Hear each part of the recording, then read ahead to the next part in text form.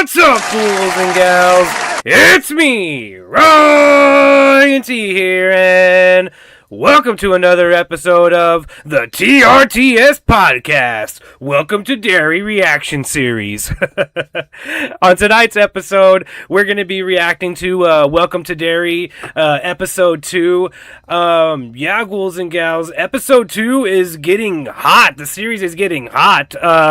We're kind of sort of seeing the series kind of divulge into like a series of like different subplots. We have the police investigating Hank Gorgon, whom they blame for the children's murder and disappearances, and we also have the pilot Leroy Hanlon, who is being approached by the army to like basically investigate Pennywise. At this point in the second episode, we find out that the army does in fact know about Pennywise. Well, it doesn't fully know about him, but knows that there's something out there, and they plan on using Leroy Hanlon as some sort of anti-fear-based operative, because Leroy Hanlon is apparently like fucking Daredevil, and he is like this man without fear. Apparently he had some sort of accident happen to him in the war, and it like severed the part of his brain that produces fear. So the army wants to use him to locate Pennywise, and they want to use Pennywise as this sort of like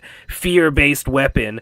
We have a lot of like, this episode is very army heavy and very heavy on the Hanlons. We get introduced to Charlotte Hanlon, Leroy's wife, as well as their son, and as well as Will Hanlon, his son. And yeah, it's very heavy on the Hanlons, and we kind of get to see what Leroy's part in this show is going to be. And basically his part is going to be like helping the army find Pennywise, along with Derek, I believe his name is Derek or Dick Halloran. Dick Halloran, who is a character from The Shining, who has the power of The Shining. The army is also using him to find Pennywise, and it's pretty interesting what they're doing. They're using both of these guys in like tandem, and it's a classic Stephen King movie trope / book trope where they have like the mystical black man, and they have like two mystical black men in this show. They have Leroy Hanlon and Dick Halloran, and they're both using them like in tandem to find Pennywise. And the show shows the audience that they've been using Dick O'Halloran for a long time to find like these beacons that are basically a part of like Pennywise's like 27-year cycle. Apparently he comes every 27 years, Jeepers Creepers style, and like does his thing. And the beginning of the show actually shows the intro.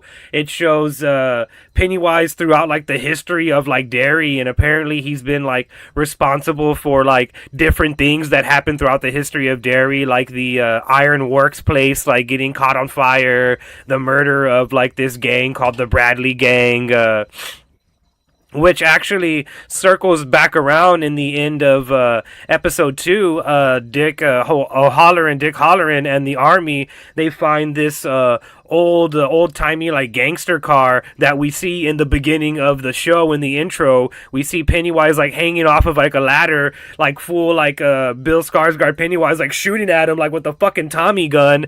And yeah, it's that car. They find it, it's all riddled with bullets, and it fucking has some dead bodies, and apparently they're these grave sites are like these beacons that are gonna allow them to like find Pennywise.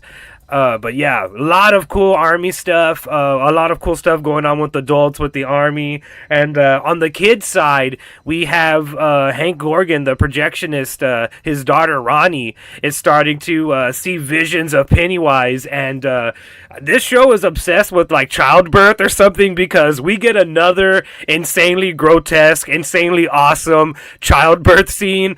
Poor fucking Ronnie is laying in her bed listening to her grandma and her dad fight about her dad being blamed for the murders of these kids, and she goes underneath the covers just to like get some sort of safety, just to feel a little bit of safe warmness, and all of a sudden she feels too much warmness. The covers start to turn into like this fucking womb, her fucking mother's womb, and it fills up with like water, and like she's like like freaking out, like drowning. So she rips her way out of this womb and like gets shot out of this womb, and she's like fucking freaking out. And then the bed that she's on starts to transform into her fucking mother, and her mother starts telling her, "It's all your fault. When I gave birth to you, you tore me in half, Ronnie. You tore me in half, and because of you, your daddy's gonna fry. He's gonna fry." And she's like, "Oh!" Like all fucking freaking out. And so like the only thing she can think to do is like fucking bite the fucking umbilical cord off. She's like, "Ah!" Takes a bite out of that motherfucker like it's a piece of fucking pizza, and rips it off, and then the fucking bed transforms into this big ass fucking monster, and it's gonna fucking eat her. But then her dad bursts into the fucking room, and like, you know, Pennywise is like, "I gotta remain incognito amigo," so he just fucking gets back, you know, leaves, and fucking she's like, "Oh my god, Dad, something happened to me." So she goes to school after that, and she goes to talk to Lily, who talked to the police, you know, in between episodes, and told them that, you know, Hank Gorgon wasn't there, he didn't do anything, and well, the police chief is getting pressured by the town and like the local government and stuff like that to like basically blame Hank Gorgon just so they can have somebody to blame.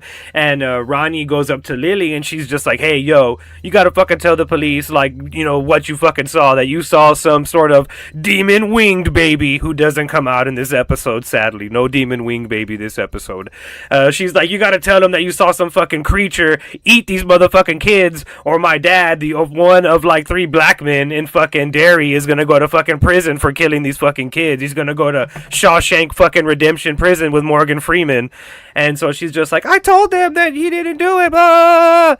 And so like later that day, the police is like, "Hey, come here, little girl Lily." And the police is like, "Hey, if you don't fucking say that Hank Gorgon did it, we're gonna send you back to the fucking loony bin. You're gonna go back to the mental asylum." And she's like, "No, I can't go back. I'm not gonna go back." So like that's like a whole thing throughout the like entire episode, and, you know, which is ironic because she ends up going back to the mental asylum anyway, because she's in the fucking supermarket, and her fucking mom, who doesn't give a fucking shit about her, is like tells her to go to the supermarket instead of taking care of her. She's like, "Go to the supermarket and buy some fucking SpaghettiOs and shit." And so she's at the supermarket minding her own business, and that's when that motherfucker Pennywise, who's on fucking demon time in this show, attacks the little girl, and she's fucking like she's like getting like the food, and she's like gonna get a jar of pickles, and like the pickles, like the aisles start to like close in, and all of the jars of pickles start to become like the severed body parts of her dad,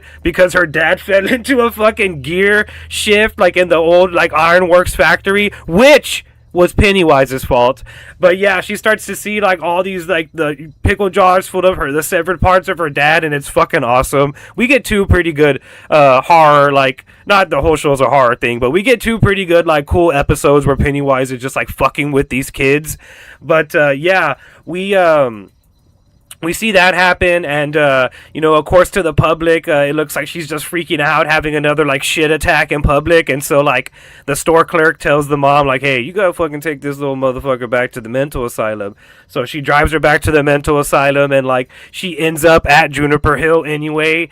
And it's just like, fuck, you gotta feel for this little girl Lily. She saw her dad die, saw her friends die, she's getting attacked by fucking Pennywise, now she's in the fucking mental asylum. Like, this poor fucking little girl cannot catch a goddamn break. None of these kids in this fucking show can catch a goddamn break.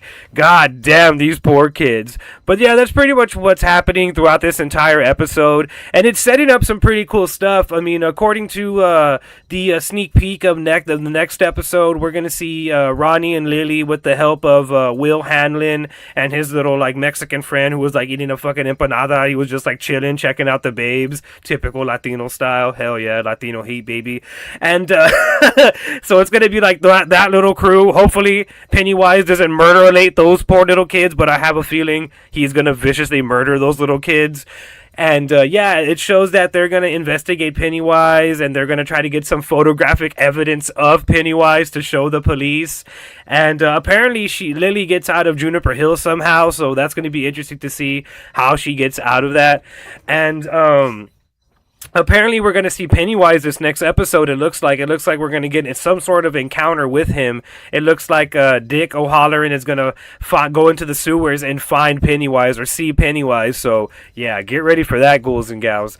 But yeah, my review of this episode, I'm going to go ahead and give this episode, I don't remember if I gave the last episode like a star rating or something. But I'm gonna go ahead and give this episode another 4 out of 5. It's keeping me interested. It had some cool horror moments. It had some cool gore. And it's very interesting. And it's very interesting to see like this backstory of Pennywise and see like this kind of army angle to Pennywise. It looks like we're gearing up to the fucking Pennywise versus the army. And I also like how they're incorporating elements from other movies. They mentioned Shawshank Prison in this episode. They mentioned The Shining in this episode. And so like it's getting very like beefy, you know what I mean? And it's getting it's not too like overstuffed. It's not too convoluted. The subplots and are very easy to follow. You got the army adult plot, you got the kid plot, and you got the overarching Pennywise is just fucking with everybody plot. It's very fucking interesting. Yeah, I'm gonna go ahead and give it a 4 out of 5. I'm still very interested to see what's gonna happen in this. I'm very interested to see their first encounter with Pennywise. It looks like we're gonna get that next episode. So tune in next week, ghouls and gals, and we'll be talking about episode 3. And like always, I'm Ryan T, and I'll see you in the next one.